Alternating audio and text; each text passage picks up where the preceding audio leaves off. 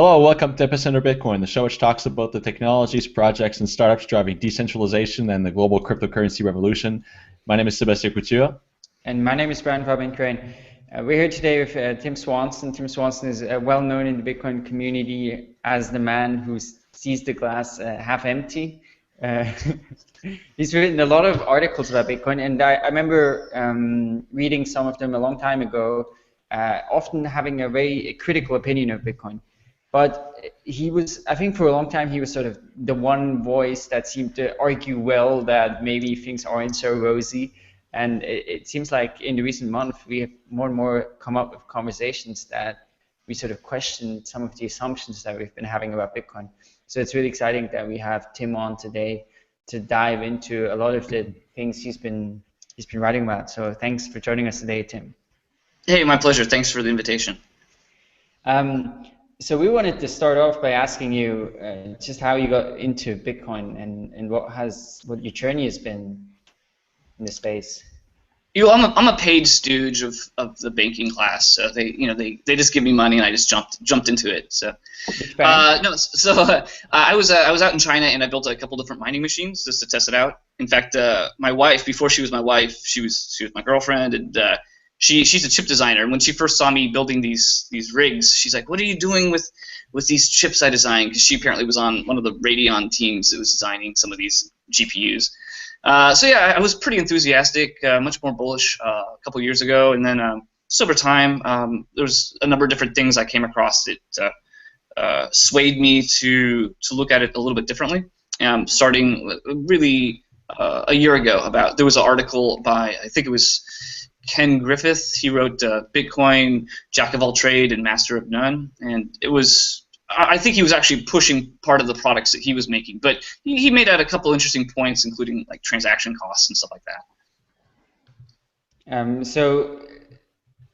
then at this stage, you became more interested in Bitcoin. You started writing yourself, or?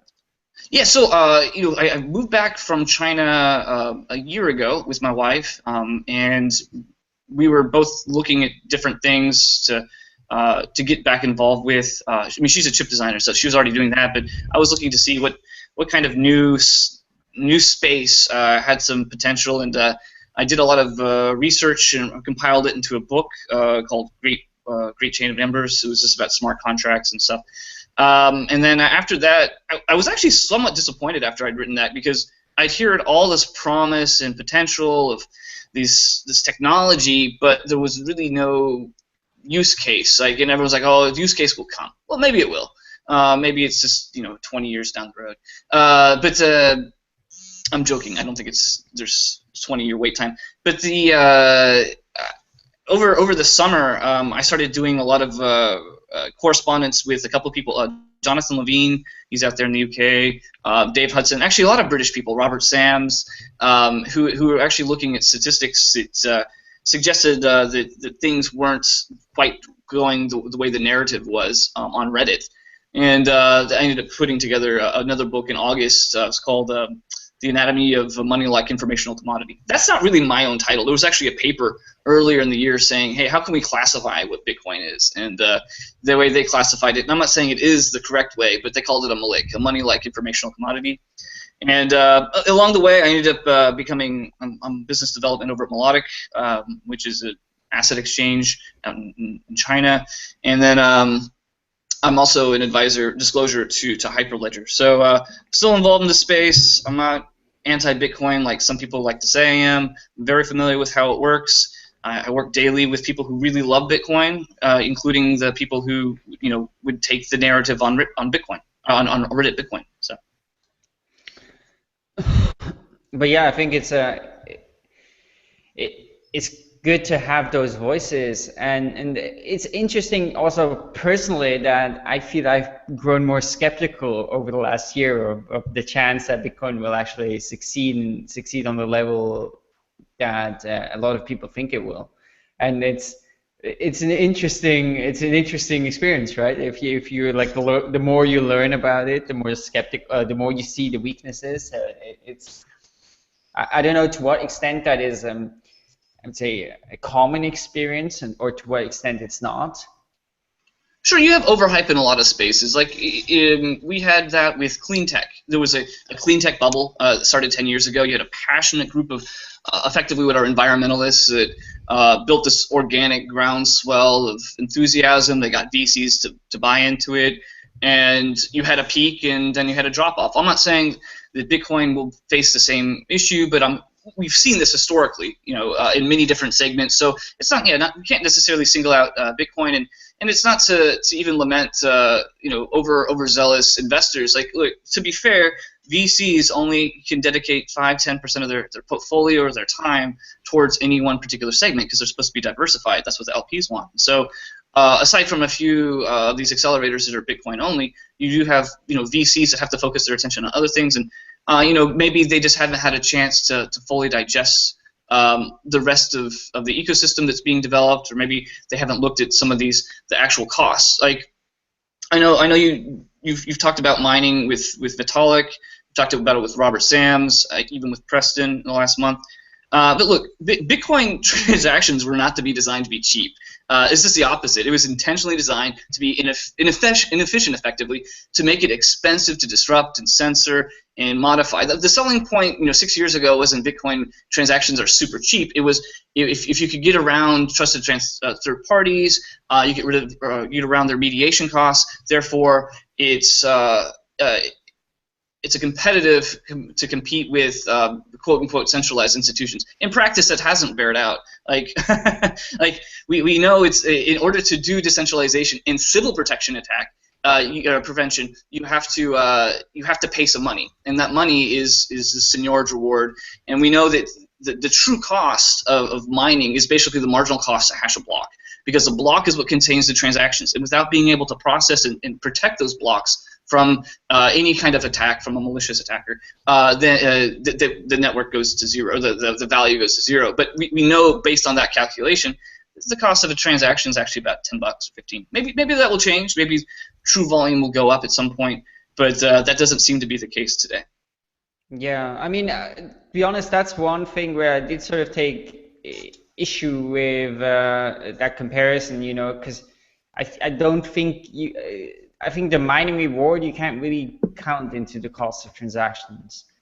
I mean, at least it's not the marginal cost of a transaction, right? Which is kind of the maybe more interesting part. Although in the long run, of course, it will be interesting to what extent transaction fees can make up for.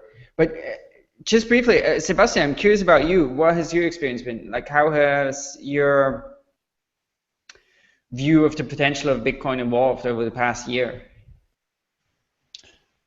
Well, that's a really good question, Brian. My view has evolved. No, I'm kidding, because I just heard a Freakonomics episode where all about responding to questions by saying that's a really good question to defer the actual answer.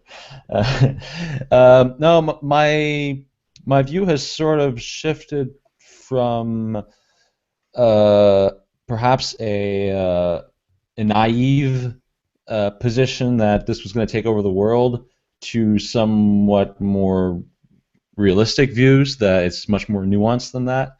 That there are many other things at play. That it's not, So we can probably get into this first topic that we have here in the rundown. But the to the moon, like, we're not going to accept anything but like total world domination of Bitcoin versus like Bitcoin could be a niche or could be complementary to a lot of other monetary systems. I think at some conference I heard someone talk about monetary diversity is probably more of what we're going to go towards. Probably more realistic, anyway. Yeah. So Tim, I saw you mentioned when we were discussing topics for the show the idea that Bitcoin could attain this niche status. Can you expand on that a bit? Yeah, we have these people talking about this binary existence. Bitcoin's going to go to 0 or a million or something like that. Like, there's almost no discussion in the middle, and that could be just because they're invested in underwater and they hope that it pulls out or something like that. Like, I think that for what it's worth. By the way, I don't own any coins of any kind whatsoever, so I'm not here pumping anything. But I think it'd be good if these people, especially in media, disclose. You don't own any Bitcoin. No, not at all. So. That's interesting. I remember also talking with Preston, like at the Bitcoin conference in Amsterdam, and he was like, "I've never owned any Bitcoins," which I But thought. I did though. I mean, I did mining. Like, I'm not Yeah. anti it. I just, it's just not something I want to be exposed to right now. And it's not because I'm think it's horrible. Again, I think in the long run this is going to be a tradable asset. I don't think it's going to be. I don't think hyper Bitcoinization in these fan fictions will ever take place. I mean, that doesn't even. There's no logical. It's a non sequitur to get to that point. Like will maple syrup go to the moon or will it fall to zero? Our towels. We have like just look in your apartment. I'm just I could just cite off all these different things. None of these like my cereal didn't become a multi-trillion-dollar industry. This, and I think it's setting people up for failure. Like if we're gonna have massive burnout, if all you're doing is going around on the streets and trying to get people in to saying, hey, you're going to be the new 1%, you're going to be the new wealthy elite with your citadels and your yachts and your islands. It's over-promising and effectively under-delivering if it doesn't get to that. And we have, in front of us, Android phones, and this came from Linux. And 15 years ago, you had a whole group of people saying, "Oh, desktop Linux is going to destroy Windows and destroy everything." And they were very sincere, very genuine. They weren't trying to scam anyone. But at the end of the day, most consumers wanted an OS and not a hobby. And the same thing with Bitcoin is most people want a currency and not a hobby. And if you have to spend an hour a day tracking, Can you hear him? Can you hear me? Yeah, we can hear you. I can hear you. Oh, I'm sorry. Okay, yeah. Yeah, most people don't want to have to spend an hour a day, worrying about fluctuations and when to buy and sell, to buy their gasoline or to buy, use their Bitcoins to buy laundry detergent or something like that. Whereas I saw one thing you wrote somewhere. It's like, and I thought this is a very nice quote. Is that people want money, they want to pay for something, they don't want a new hobby. So. Yeah, and they expect the people to do this in the developing world. People in the developing world have different areas of there's something called Maslow's hierarchy of needs and wants. And at the very bottom, when you go to these developing countries, like I lived in a really poor part of China. It was called Anhui province, and the average salary there was like $500 a month. And based on what's it called, Engel's law, like as a country develops, you spend less money on food and more money on discretionary items. And in China, I believe that the Engel's law in terms of like how much you spend on food is like 28%. Where in the U.S. it's like 10%. So not only do we have more money to spend on healthier food, we have more money to spend on other things, but we also could buy food for less and so on. So like these people in developing countries that spend like half their wages on their needs, they don't, number one, have the money to necessarily buy Bitcoins and then get wiped out. They don't have that kind of cushion. And number two, they don't have, like, it's like not like they're going to wake up the next day and like, oh, I hate my local currency, I'm going to buy Bitcoin. The on-ramping educational process, like, it's like, I gave this example. I was at a conference in Singapore, and somebody's like, we should tell more people about the white paper. I was like, are you kidding me? You don't go around, like, you don't need to have to read the Boeing 747 schematics to realize that the Boeing airplanes provide utility. I get on airplanes like the A320 or whatever. I don't have to read how it's built in order to realize it provides utility and value for me. And if that's our main sales pitch, is this brochure that some guy wrote 6 years ago, I don't think that that's the best way to market it, especially to developing countries. I like the analogy that you made to open source software, and perhaps we can expect something similar to what happened to Linux. In effect, Linux didn't develop the proliferation of Linux or Unix-based systems didn't develop through Linux desktop operating system. It developed through Android open source project, iOS, to a certain extent Mac OS, and so private companies effectively have taken web servers as well, yeah. But that, you could argue, has always been the case. But effectively, private companies have taken those open source projects and made commercial products with them. But perhaps we can expect to see something similar to that happen with Bitcoin or with cryptocurrencies in general. Absolutely. Like you have. It's ironic. You have thousands of man hours going into producing this code, whether it's this free open source stuff 15 years ago or Bitcoin today, by these people who really are anti-establishment figures. But what ends up happening in practice is, because it's all public good stuff, there's funding issues in order, like, going to the which model, Red Hat, Mozilla, which model you're supposed to build. Maybe at the end of things, the people who benefit the most are, as you say, these private institutions or governments. I mean, look, 15, 20 years ago when Phil Zimmermann was doing the PGP, fight, I don't think any of those guys expected that the Chinese government would create what's effectively called, the Great Firewall, the biggest filter in the world, using some of this technology that this open source community made. That's just the double-edged sword there. Obviously they probably would have created this software somehow in China, regardless of how the free open source stuff did. But it just we see this with government agencies in the U.S. or elsewhere. That if you make it about politics, you probably it doesn't seem like it's the smartest way to gain traction, at least in the long run. I'm not saying it won't work out for these very partisan people in the Bitcoin space, but I think that they're going to find out the hard way that financial institutions, if there's any margins to improve, financial institutions will just incorporate the technology and throw away the stuff that they don't need, including the political ideology. So if you talk about a niche case, is there something specific you have in mind, or?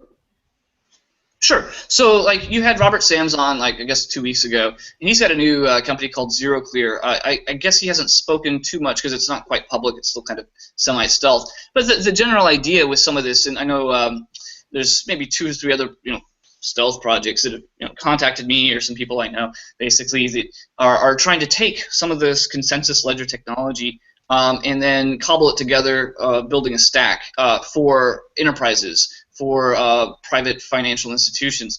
And again, you don't need necessarily proof of work to do that. I'm not to bash proof of work. I think Dave Hudson makes an interesting case for some of the business use cases for it. Maybe he's someone you could have on your show. Listeners might be interested in. It's hashingit.com. That's his website. But Robert Sams is doing this ZeroClear thing, doing derivatives clearing, using bits and pieces of this overall tech. It's actually in some ways similar to what Ethereum's doing, but again, I can't spill the beans too much because then it defeats the purpose of being a stealth business, right? But yeah, I do think that there are actual applications that you could take this and that don't require it to be Bitcoin-based blockchains. So tell us, I'd like to hear more about this consensus as a service idea. How do you then ensure that this ledger is trustless if you don't have blockchain and proof of work? Okay, well, I'll be honest, and I'm guilty of this too. There's no such thing as really as trustless. It's really trust minimizing. Like, Bitcoin itself isn't trustless. We have to, our third party is miners, and the idea 6 years ago is, hey, there'd be so many miners, there's so many validators effectively, that there's no way that collusion or abuse could take place. But as we've seen, that has kind of narrowed down, and it narrowed down in terms of consolidation and centralization, primarily because it's rational to do. If you want to smooth out your risk curve or your volatility curves, you need to aggregate capital effectively with these data warehouses and so forth. So I don't think that most businesses care about cypherpunk solutions. Like, in terms of, they're not cypherpunks. Like, at the end of the day, Bitcoin was designed to solve problems for cypherpunks, problems for people who were doing, poker stars. I'm not saying that Satoshi was a poker star guy, but he originally wanted to build like a marketplace with a token within it. In fact, version 0.1 had that built in. Anyways, my point is if you could get rid of some of this stuff that Bitcoin makes it costly with in terms of proof of work. If you have a network or a consortium or a group of institutions that trust each other and know each other, you could use proof of stake or even a simple database. I'm not saying that is the solution. Obviously, each business has different needs. But yeah, you don't necessarily need Sybil protection attack for some of these applications. You just need block ordering that is cryptographically verifiable. So I know Zucky Mannion from SkewChain, his phrase that he uses, cryptographic primitives, when he's talking about how you can integrate blockchains with supply chains.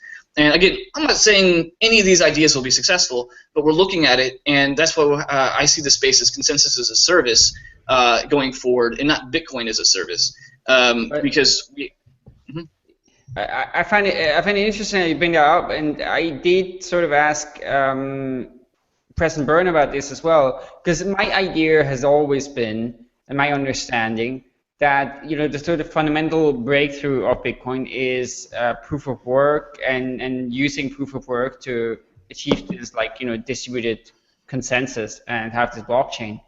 And when you do and it seems like that the powerful thing there is the decentralization. So when you get rid of that, I'm just curious and sort of skeptical whether then this whole blockchain design and ledger design still makes sense, or whether then not, the most efficient thing is just database, right?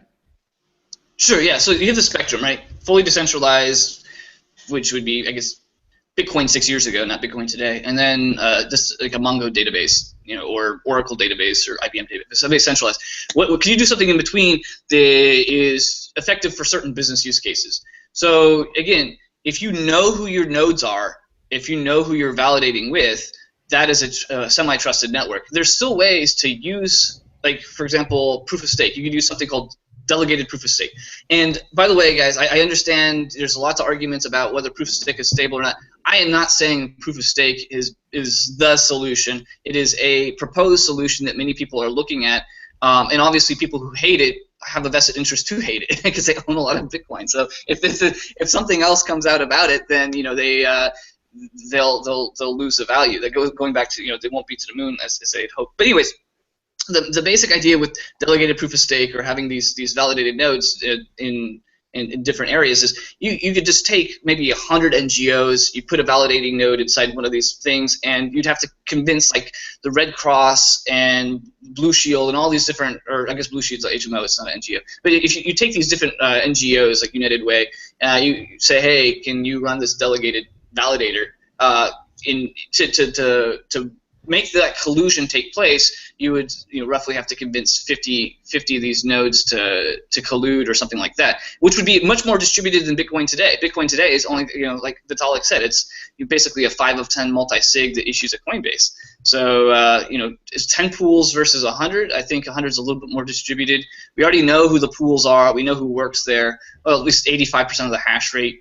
So I mean, I don't think that in practice the proof of work became the decentralized network that he had hoped, and I don't think you can re-decentralize it in the way that they're trying, because look, what happens with the security of the network is directly proportional to the actual token value of market. So if you have a $200 token, miners are going to destroy $200 worth of capital to secure it every 10 minutes or whatever, times 25 or whatever the block reward would be. Anyways, if that is the case, then what's happened? People are like, oh, the fall in price is going to re-decentralize Bitcoin right now. Actually, it's not. All it's going to do is squeeze out marginal players and allow the most competitive to stay around. So survival of the fittest, effectively. And the fittest are those who are the most effective with efficiently managing electricity or administrative costs. So like Bitfury, their cost of production effectively is like $180. So they're still kind of marginally profitable at this point. That's like a $20 profit window right now, whereas everyone else has to get offline. There's obviously some other players like in China who have some sweet land deals because they know some governors and stuff like that. But my point is in practice, Bitcoin did not stay decentralized because it's more effective, as Dave Hudson has shown, due to the Poisson process to pool your capital together and scale it in a way that gives you guaranteed results. And DPoS, again, I'm not saying it is the solution, but it's at least more decentralized than Bitcoin would be. Well, the problem with the example that you just gave, where NGOs would effectively be the nodes, I mean, the problem with that is that you have to give them the trust, and that is subjective. You could consider that NGOs are not to be trusted. I'm not saying that's the case, but you're adding a degree of subjectivity there that perhaps is undesirable. Sure. Well, let's look at it this way. It's harder to throw an NFL game, an American football game, because in order to throw it, you have to collude with a ton of different people, whereas boxing is much easier to collude. You just have to get one guy or the ref or the one of the players to be the fall guy. You just have to convince one of the people or one of the judges. It's much easier to spoof or throw a game or a match that way. And same thing with Bitcoin. When you have 10 effective miners, it's much easier to get them to collude, or you have to trust them in the long run not to do censorship of transactions. Whereas if you have 100 nodes or 1,000 nodes at these different NGOs, or financial institutions, then again, what if we're looking at it from the tradition, like we've seen in the last 6 years, yeah, maybe you don't want to deal with the Red Cross, but again, I'm not saying the Red Cross is going to be involved with this. I'm just saying if you have 100 different entities or 100 different institutions, that is just topologically more decentralized than 10 dudes in Finland or in Ukraine, where Ghash and some of these other facilities are, like with Theory. Yeah, absolutely. I mean, I think in the end, right, the decentralization is the most important part when it comes to security in that way, right? So, like, obviously with Bitcoin and the mining pools, there is an issue there. Now, maybe there's a way, when we, like, for example, Ethereum, when, they're looking at if it's really just CPU mineable, maybe then that will work, that it's actually stays decentralized, or maybe with proof of stake, it's possible to achieve that. But it is, I think it's obviously true that right now there is a problem in that it's very expensive, the whole Bitcoin mining, and it's not very decentralized, right? And it's not very secure that way. You have all the costs of decentralization without really any of its benefits anymore. Right. And you've created centralization without any of its benefits, which would be time, efficiency, and stuff like that. So yeah, it's kind of like the worst of both worlds. And I'm not saying that to be mean, but like again, Bitcoin was designed, and proof of work being thrown into it was designed for specific purposes. If you already know the nodes, if everyone's already somewhat nominally trusted, you don't need necessarily proof of work anymore. You need some other block ordering scheme or some other way to move transactions in a cryptographically verifiable manner. Again, I'm not saying that proof of stake is a solution. I'm not saying Hyperledger is a solution. I'm not saying any of the things that have been proposed are the solutions. But there's more than one way to skin a cat, and Bitcoin isn't it.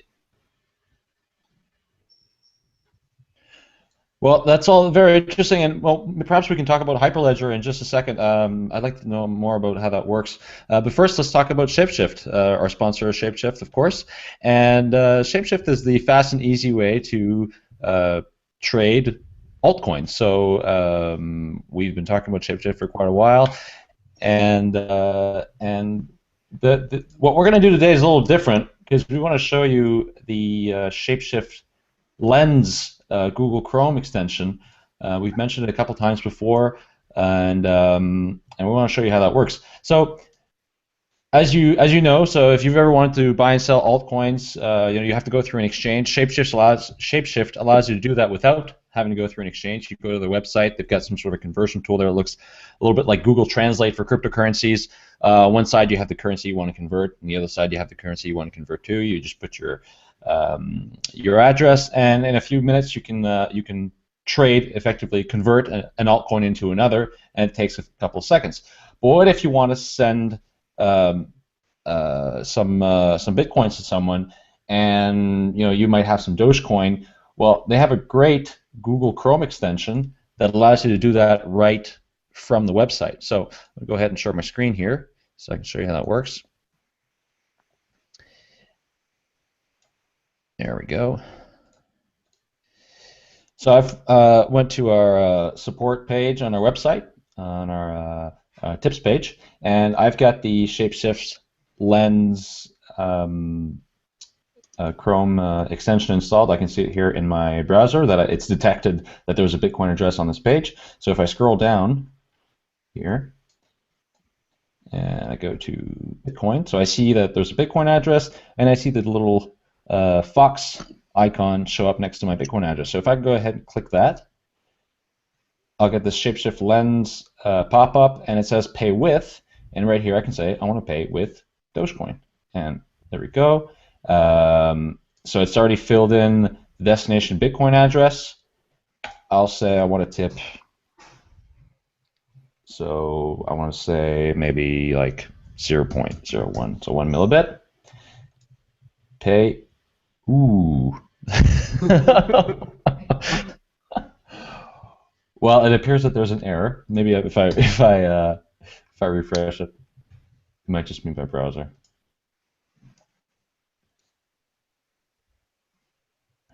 Let's try that again.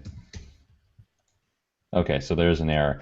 Well, that's unfortunate. We'll have to let them know about that.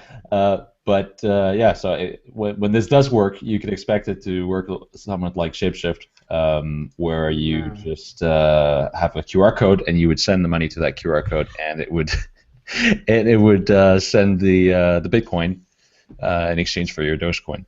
Yeah, I'm sure they'll have it fixed again, within the day or something. But it's a great way you can kind of use any currency, and you can I always thought this was going to happen, right? I always thought, for example, payment processors would just take any currency because it's pretty trivial for them to trade it. Like as a merchant, you don't really care. And ShapeShift sort of makes it possible to do it on the other side, right? So that you can do it on your side. And yeah, I think there was a time where we were speculating that most payment processors would just integrate all, most. I mean, right now there's no reason but they're not doing to do it because there's no adoption and nobody uses these currencies. Exactly. But if they were going to be used, that's what you would see, right? And ShapeShift kind of makes it possible for you as a user to do it sort of on your own right now, at least when the extension is working again. Right, we'll have to let them know about that. Yeah, so they accept a whole bunch of altcoins. So Bitcoin, Blackcoin, Bitcoin Dark, Dogecoin, Darkcoin, Feathercoin, Litecoin, Nubits, Namecoin, NXT, Peercoin, the list goes on, Quark, Breadcoin, and Ripple. And so you can convert any one of those coins into any other one of those coins. So the possibilities are, well, I haven't calculated the possibilities, but they are numerous. So ShapeShift is a fast and easy way to convert your altcoins, and no accounts needed. Your personal information stays protected, and you only pay a small upfront fee that is integrated in the transaction amount. So head over to shapeshift.io, give it a try, tell us what you think, and we'd like to thank them for the support of Epicenter Bitcoin. Yeah, so we've been talking about consensus as a service, and Tim has mentioned Hyperledger, which is a project he's involved in, I think, as an advisor. I've heard of it, but I don't really know exactly what they do, although we did have a quick look at the website.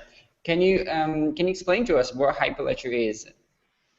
Sure, yeah. So it's an open source project, and the idea is in order to be a node on the network, you need to take out an SSL from a certificate authority. So it's not fully decentralized, but it's not fully centralized. And instead of having coins, you just have heuristics. You just have blacklisting, whitelisting, just like spam mechanisms of Gmail. Like, there's no Gmail coin, and yet you're able to still filter out and get most of, the signal to noise ratio is pretty good. You get most of the mail you want. Whereas, like in your regular mailbox that your meat space in real life, you still get a lot of spam, and those are already marked with money. And if somebody actually paid money or got bulk rates or whatever, the U.S. Postal Service is like the largest spam producer in the world, or at least transmitter. So, and yet people pay for it. So the idea is, okay, how can we do some of the useful things with Bitcoin? How can we do asset tracking in a cryptographically verifiable way, but not have to worry about coins and have a vendor lock-in with needing a particular, Bitcoin or whatever the altcoin is. And again, I'm not saying they'll be successful, but it's an interesting way, a different approach to their consensus mechanisms called something called practical Byzantine fault tolerance. It's a 15-year-old algorithm. It's been tested. Paxos is the actual mechanism it's done with. Again, I'm not saying it is equivalent in terms of secure. The 51% or secure as Bitcoin is. There's a spectrum of security, but it's not designed to be on an untrusted network where Bitcoin was. So if you already know some of the nodes, or at least you know some of the people, then you're on a nominally trusted enterprise or enterprise network. Is Paxos is really the Cassandra, no? That's part of it. Like we should go into this, but I didn't really know anything about databases, but we did have a talk at our Bitcoin meetup a while ago by a guy named Trent, who does a startup called The Scribe in Berlin. Like, they do some basically blockchain stuff with digital artwork, and he comes from like a machine learning, etc. background, not from a cryptocurrency background. So, but he was very familiar with Paxos and Cassandra and some of these database technologies that actually have their own consensus systems. So he was like, why? And of course, in terms of scalability, they're just insanely better than Bitcoin could ever be. So You're so he was judgmental. Gosh, why are you so skeptical, man? So he was like, why isn't someone doing a cryptocurrency based on that? Wouldn't that work? I'm not sure. So it's interesting that it seems like that's exactly the direction Hyperledger is going in. Sure, and there's some other people you could talk to too that are working on some interesting projects like Tendermint. They're doing a different approach. Pebble's doing another approach. HyperDex, which is a cool database software from Eamon Sire. He's a professor at Cornell. I've heard really good things about that. Again, people need to look at what are the actual business requirements, what are the consumer requirements, and how do these different technologies fit into that. Not everyone has a cypherpunk problem. Not everyone has a has a need to get around trusted third parties. If you want to, go for it. But at the end of the day, consumers seem to want to have insurance, assurance, customer service. I mean, if you wanted to recreate Bitcoin, just go to Visa, fire their whole anti-fraud team, fire their other metrics teams, and get rid of the customer service, and you got Bitcoin, but it's only faster. So, like, if you want to replicate any of these useful networks with value, you have to add on these different things that the customers actually want, and therefore you just become a very expensive PayPal.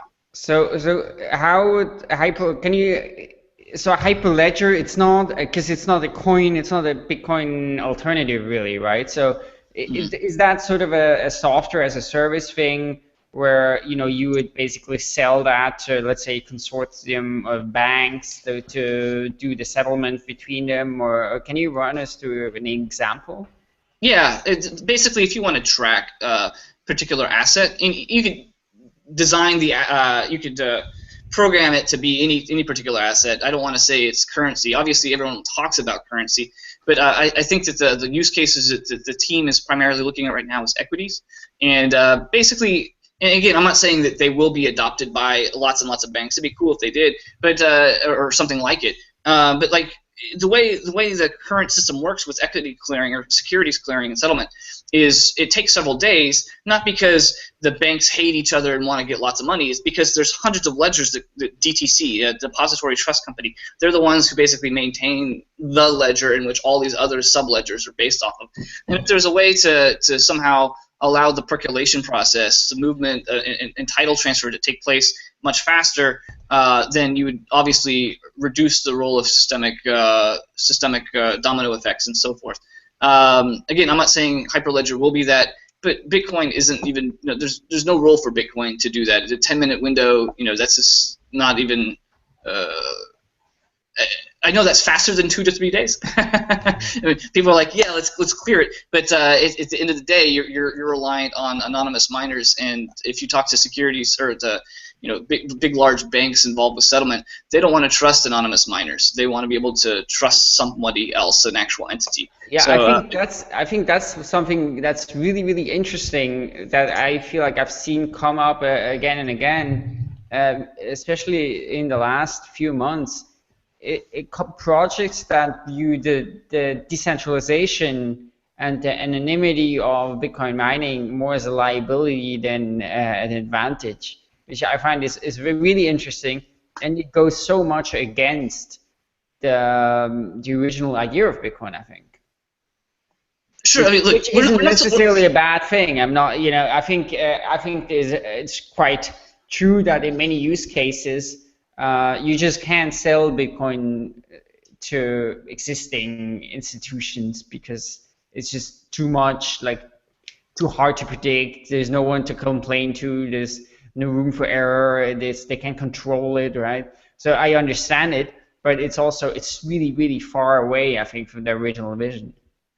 Sure, you're shoehorning a certain product into all these universal clown cars, basically. That's the example I use. Is like clown cars can move, you can fit a lot of clowns in it, but it's not particularly safe or effective. And that's kind of what's happened with Bitcoin. Everyone's just cobbling tons of stuff on Bitcoin, or if the example I used a couple months ago was like Superman. Like if you look at like what Superman's powers were like in the 30s, very different than they are today. Like he could only jump really high, and he was changed to be able to fly because cartoonists didn't want to spend all day on the 20-minute cartoon having him jump. They wanted him just to get to the place. And so that's kind of what happened with Bitcoin. Is it started out being a certain solution to a certain problem, and now it could cure cancer and end wars and do all this other stuff. It's not going to. It's just creating overpromise and underdelivering. So how because I played around with this a little bit. Like I installed the command line tools. So there's a server and a client. So in order to become a node, I guess you have to install the server on your system? I believe so. You definitely need to get an SSL. Again, I'd like to talk to you about that, but I don't want to be seen pushing the product. I think the developers would be much better guests to talk than just the simple lowly advisor. But anyway, it's really easy to install. At least on a Mac it is, and you can create an asset and like with one line of code. So it's a cool idea and definitely something that you know that is interesting to. I mean, what I like about this is it's easy to get started, right? I mean, you just have like your lines of code here on the home page. You can install the command line tools and get started right away. Sure. It makes it easy for anybody to actually get their hands dirty. Yeah. Sure, but don't you know if you're supporting this, it's going to destroy. If you're supporting anything but Bitcoin, it's going to destroy Bitcoin. Like it's one of the funny things about the Bitcoin maximalists is they have no like review mirror of history. Like Mercedes-Benz, like Benz was the largest car company in 1899. It still exists, but the competition didn't destroy the whole automobile industry. Same thing with Flight. Same thing with like credit cards themselves. Diners Club was the first credit card that came out like in 1950, and it was later acquired by Discover. Like just because you're the first mover, just because you've invested a lot, doesn't mean you're supporting the platform that will win. I mean, web crawler, Palm, Atari, Friendster. I mean, Palm was actually bought by HP. So just because you're the first mover, you see this with Google. Google was not the first search engine; it was like the 15th. iPod was not the first MP3 player; it was like the 9th. I've written about this before. So, like, again, I'm not saying Hyperledger version 1 will be it. Maybe there'll be something else. But yeah, I think that competition's really good. We saw that with Linux itself. One of the first distributions was Slackware. Came out in 1993. It still exists, even though there's hundreds of other distributions. There wasn't like this massive destruction of the industry. It didn't just stop because of all this competition. So I think these maximalists should really look back at history to see, empirically how competition helps and doesn't actually hinder. Yeah, no, I think it's an interesting and a little bit strange argument we sometimes see, right? I personally, at least in my view, that the idea that we should sort of rally behind and one thing and at this point, just kind of unrealistic, right? Yeah, it's definitely unrealistic. It's open source. If it's useful, somebody's going to fork it. And how do you stop? Like, and again, I have nothing against Blockstream. I think they're very well intentioned, really smart people out to create real value. But at the end of the day, how are you going to convince altcoin developers to get on your platform without providing them some kind of fund? And like 21 million sounds like a lot of money, but there's like 10 altcoins that have market caps of like 10 million. And again, I'm not saying those are all liquid and so forth, but the idea is those developers have an incentive to continue building that product because they have money they could tap into and pay the developers or pay their own bills. Unless Blockstream does something similar, there's no way that they will onboard their competitors effectively. I mean, why would you drop everything to go work with, build a chain, a side chain, when you don't get paid for it? So I wish them good luck, and I hope that they do create value and succeed, but I just don't see it from a business side. Yeah, no, I do think the removing the ability to do crowd sales and create coins that way is a huge issue.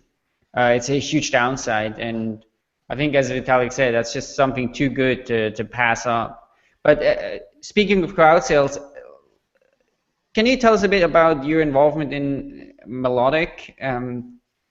Because I think you're an altcoin exchange, right? But also quite connected with the whole decentralized application and AppCoin space.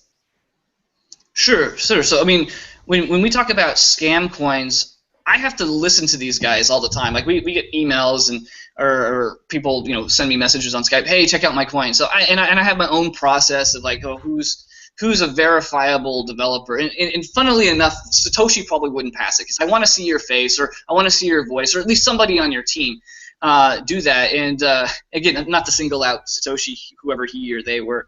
We only list specific assets that have an actual community behind it, some actual developers that correspond at least on a regular basis, either to the public or to us. Or to other exchanges, if it is. And if you look at the list, we've pretty much narrowed it down to basically the top 10, top 15 assets out there. That doesn't mean that they won't be delisted. That doesn't mean that they will succeed. Again, I don't own any asset. I'm not out there promoting any particular one. In fact, and this is a slight tangent, but look, the reason you have these different assets being made, in part, is in why I think calling these protocols is incorrect. That's not a good analogy. TCP/IP is not the equivalent analogy, because look, when you have a distribution of special interests like we have with Bitcoin, like a certain amount of shareholders effectively that own the coins, or the people that join, they're like, oh, I want to have that same amount of assets, so they fork it, and then other people fork it. You see that with NXT switch to NEM, and so like with Ripple to Stellar. And again, I'm not saying that one's going to be successful or unsuccessful, but my point is the reason these aren't protocols is because you don't have special interest in SMTP or HTTP forking it. There weren't 21 million internet packets ever just made, and people just sat there and held on it, hoping that these internet packets would somehow become worth so much you could buy islands. And it's like going to New York, going to the subway and taking all those tokens and then burying them underneath your bed and thinking, oh yes, these tokens are going to be worth a lot. New York subway is just going to make a bunch more. The utility is the actual network.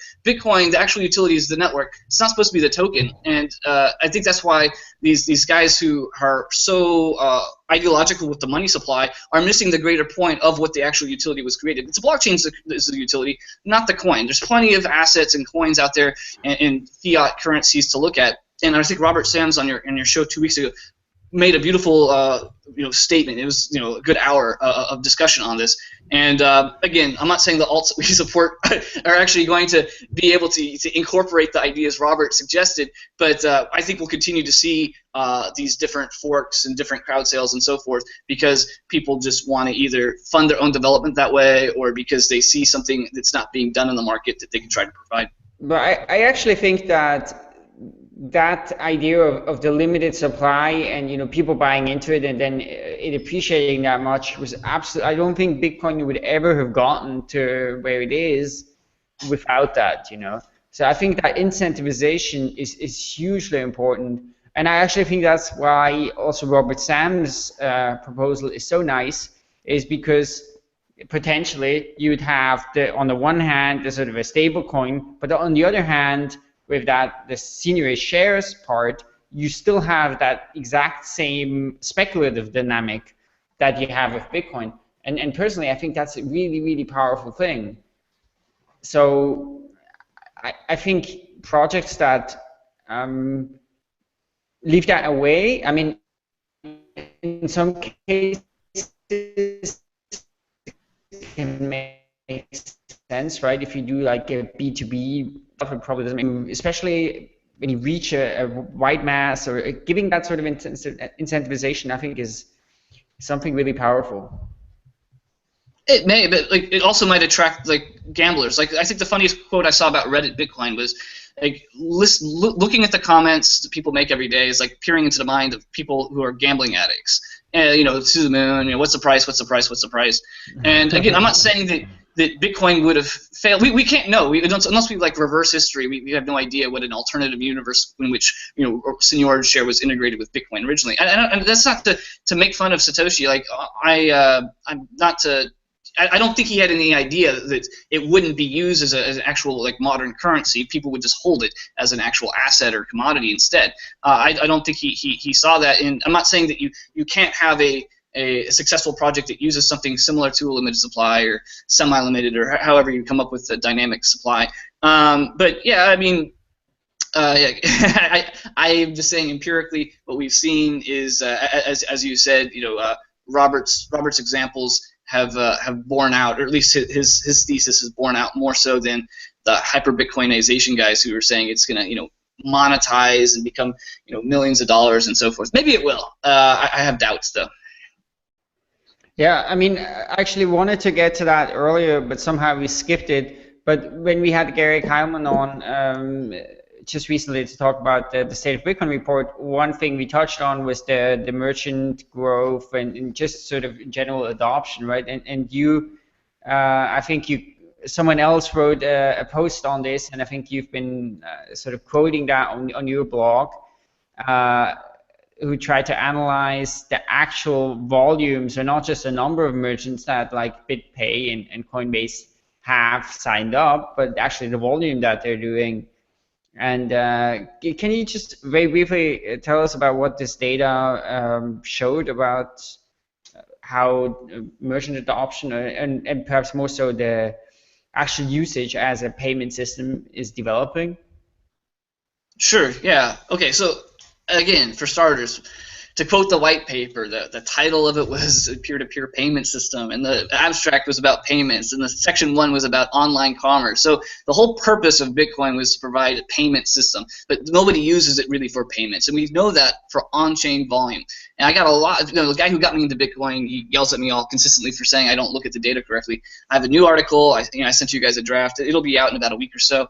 And one of the segments that I look at within this article is from some data from Jorge Stolfi. He's a CS professor in Brazil, and what he did is he took information from WalletExplorer.com. Wallet Explorer basically identifies and doxes reused addresses. BitPay reuses addresses. We can see exactly how many bitcoins they received. They received two different numbers, what we call wholesale and retail. Wholesale numbers would basically be large batches of Bitcoin coming from miners selling to convert to fiat, and the other ones is retail.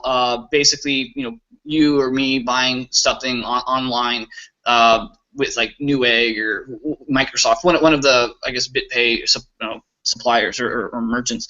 And if you add that up in aggregate, since it's all on chain, they only do like 1,000 Bitcoins a day, and they've been doing that like for over a year. So like they may have. They don't release public numbers, but we do have an idea publicly, because it's on the blockchain, what their actual numbers are, and it hasn't grown. And I know people get angry. Oh, I've spent. Yeah, but you're a marginal player, and we see the whole aggregate. So there's no smoke and mirrors. We know exactly what's going on with them. Coinbase too. They publish an off-chain numbers, which is whatever their own internal merchant sales are, or maybe their vault movements. It's unclear exactly what they might be, and it's been flat too. And this is not to say it won't take off, but or won't change. But again, we need to look at who is the largest holders of Bitcoin. Who are these people with Bitcoins? In order to use Bitcoin, the network, you have to have these prepaid vouchers, like these collectible plastic figurines. That's basically how Bitcoin is treated by market participants.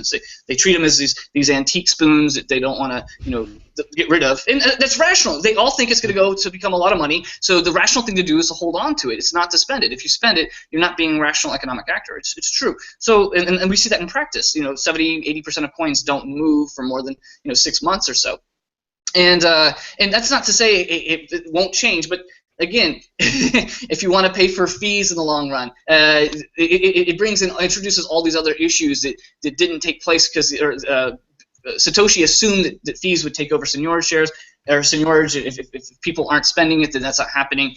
And we see this time and time again with the different charts. Hopefully, the audience will have a chance to look at the article in a week or so. Yeah, we'll definitely we'll link to your blog in the show notes so people can check that out, and then they can find the article there.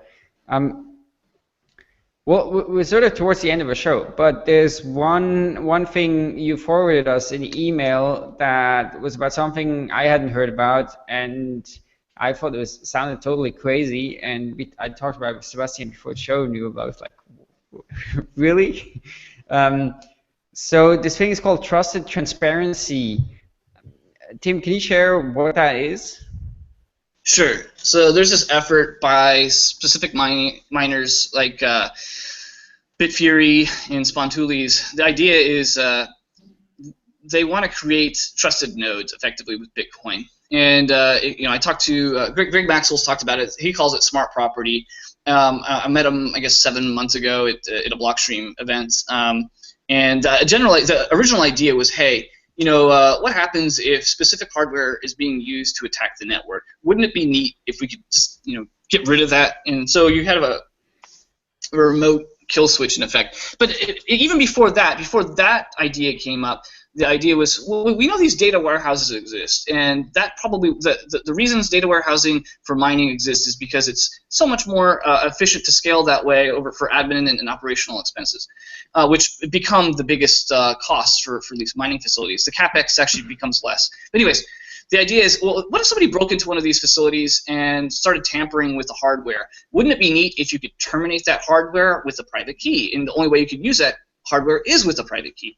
So anyway, so you've had this evolution that started with being able to terminate stolen hardware, to terminate 51% attacks, to where now basically the manufacturers are working with core devs to basically it exists. Each manufacturer basically has their own proof of work fork, if you will, that allows them to run Bitcoin or be terminated. That's hardware. So, like for example, if Bitfury's hardware was attacking the network, you could send a kill signal to terminate that specific hardware.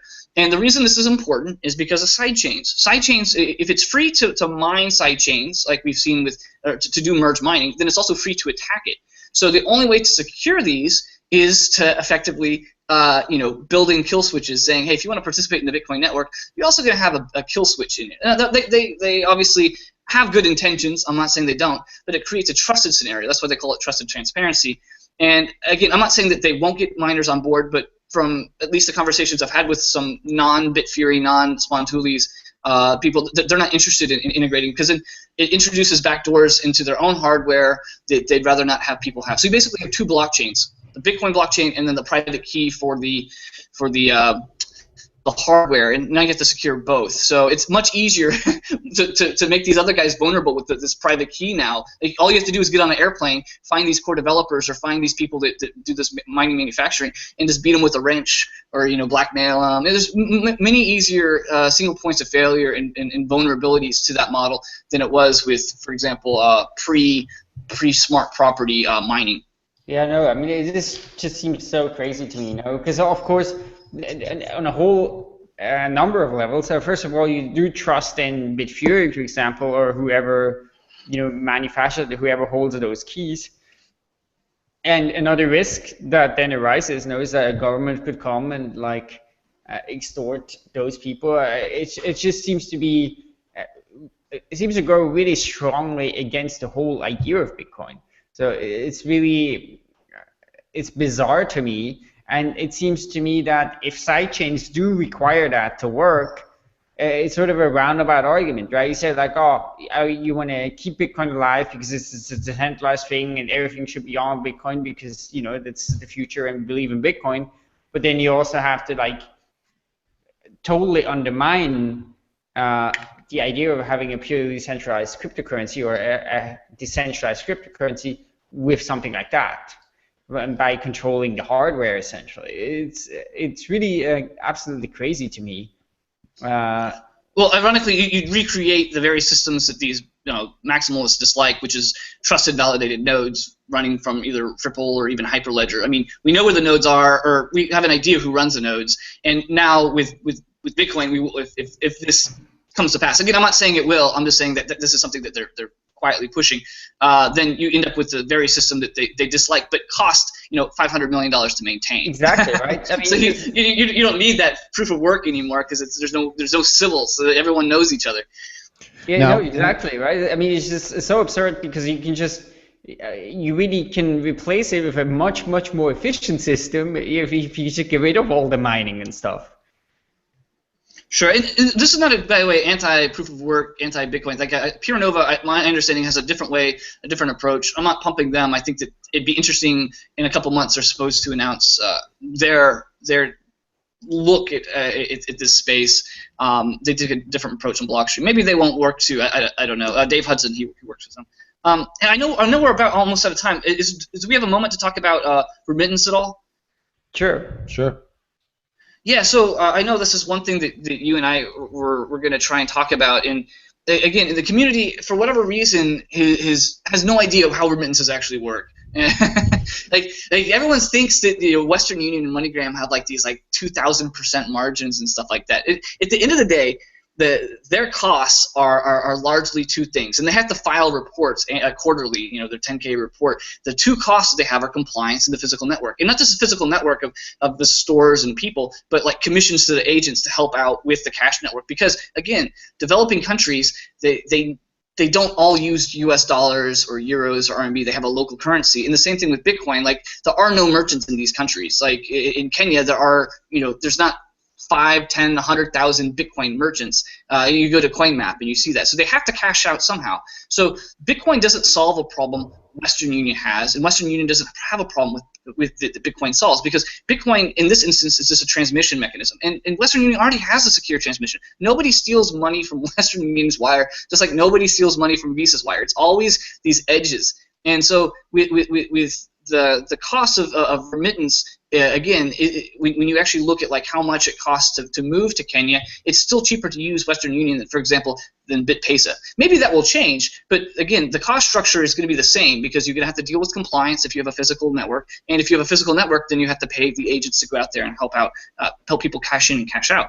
So yeah, I think that the animosity towards Western Union, the CIO, he did an interview with CoinDesk. He's like, hey, I have some Neptune miners I'm mining. I understand how Bitcoin is. It doesn't solve a problem for us for the last mile. This agent network. Maybe somebody will, like 37 coins plus coins.ph, but at the end of the day, you might as well just use like Ripple or some other network if you're having to do with identities and stuff like that. So again, I'm not saying that you can't squeeze margin somewhere, but I think that the animosity and the anger towards remittance companies is largely unfounded. They provide a value, they provide a utility. If you think you could do better, then get in line with a bunch of other startups like TransferWise, or get in line with 1,400 other payment companies, startups. Like if you go to AngelList, there's like 1,475 payment startups out there. So Bitcoin is not being developed in a vacuum. The remittance side is not being built in a vacuum. And I think unless we want to end up like Harold Camping, he was this guy in 2011 who promised that the world was going to end, and he had these followers, and it didn't end, and so the followers became disenchanted. I think that if we're selling fear or we're selling anger, the community is going to be largely disappointed and maybe even burn out, because these promises won't be upkept.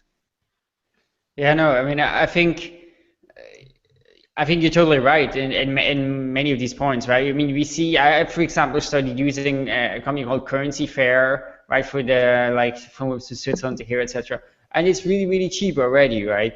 So it's hard, even if you have like perfect Bitcoin on both sides, perfect liquidity, really, like it's just marginal any benefit you can get out of there. And yeah, with remittances, right? So even if Western Union did use Bitcoin, maybe it was really liquid on the back end. But they already have mechanisms for moving back. I mean, maybe if they accepted Bitcoins in and out, okay, sure, but they don't necessarily need those rails. They already have perfectly secure rails that nobody hacks. You may be able. I mean, I don't know exactly. I was meeting with a friend the other day who was actually looking at starting a remittance company, but not Bitcoin, right? It's a traditional, and they do have some costs. It may be possible to be like, marginally, maybe they could save like at some point, not right now, but like 0.2% or something like that by using cryptocurrencies on the back end, where the rest stays the same. But even that, it's a hard sell to make, and we're far away from that. And the sort of immediate promise, yeah, it's difficult, right? Maybe in some niche cases it does work better, but for the most part, it's at least not as hard. It's not as easy and obvious and immediate a market for Bitcoin as we think. And one thing I found was kind of interesting when I was reading about Western Union a while ago was just how often they've changed their business, because they used to do like telegrams, and they've really totally reinvented themselves as a company a number of times, and they're really, really old. So, I mean, I don't know if they've retained that ability to transform and leave the old behind and start the new, but at least they have done so in the past. I think to some extent, what you're talking about is also, what Tim was talking about. It has to do with this ideological component to Bitcoin, which is that you can send money to anywhere around the world instantly at a low cost. And when you think of that in a practical sense, well, you're most obviously going to go after a company like Western Union because they take huge margins on one could argue huge margins on remittance payments to people who will need the money. So I can see also like how on the other side, one could argue that Western Union model, the remittance model, does need to change. And much like the long distance market was completely, the phone market was completely disrupted, and we can now call everywhere around the world pretty much for free. I mean, this is what we're doing right now. Doing this 20 years ago would have cost I don't know how much to do, but I think that as a society we should be sort of tending towards that in all areas. Yeah, no, I mean, I think obviously it is happening. I mean, I see you shaking your head there, Tim. The future. I mean, I do think the future remittance is not going to be Western Union, right? Like, I think in the future you will have these cryptocurrencies. I mean, or something like that. It could also be Ripple or something, Hyperledger or something else, maybe, right? That works in a different way, but it will move in that way. But it's just, I guess, Tim's point, if I'm correct here, is that it's just right now the reality is different, right? Because the real costs are not with the value transfer per se, but with the distribution and that sort of stuff there. Maintaining this huge agent network, which is obviously very expensive. And you don't just get rid of the need for that if you have Bitcoin. But Bitcoin, come on, to the moon. I mean, it's there's 250. There's at least 250 mobile payment platforms out there that exist in different countries. I believe there's like 80 countries in Africa that have that use at least one of them, and they're mostly interoperable there. They're not interoperable there, and that's not because of technology. It's largely because of taxes and transaction fees that each country wants to get a hold of, and that's not going to disappear just because you use Bitcoin. I know everyone's like, "Oh, you get around that," but no. If you run an actual business with a storefront with actual employees, you are identifiable. The cops and the officials will come and ask you, "Hey, where are your papers?" So all you're going to do is end up absorbing the same cost structure if you have to do the same exact thing. And again, Bitcoin was designed to get around trusted third parties, but if people want to continue to use it the way they're trying to, you're going to have to build these trusted third parties. So you have this like funny kind of seesaw. Like everyone wants to create value, but when they end up doing is recreate the same middleman or same intermediaries, and they end up with the same kind of problems, except this time the marginal cost is much higher in the long run because of the way the block rewards and fees work. Okay, well, Tim, thanks so much for joining us today. It was really interesting talking to you, hearing some of your views. Now, we will have in the show notes links to all the things you've talked about, from Hyperledger to the article coming up, and of course your blog. Also, to those who want to check it out right now, it's called offnumbers.com. So OOF with one F. Offnumbers.com. You have a lot of nice articles and some books too on Bitcoin. So I think one is on smart contracts. Do you have another one too? Hey, thanks for having me. I appreciate it, and I appreciate your patience and not yelling and trying to burn me yet. Maybe you're outside my door. Maybe you'll kick it down and. And yeah, thanks for your work. The great work you're doing. Keep on writing.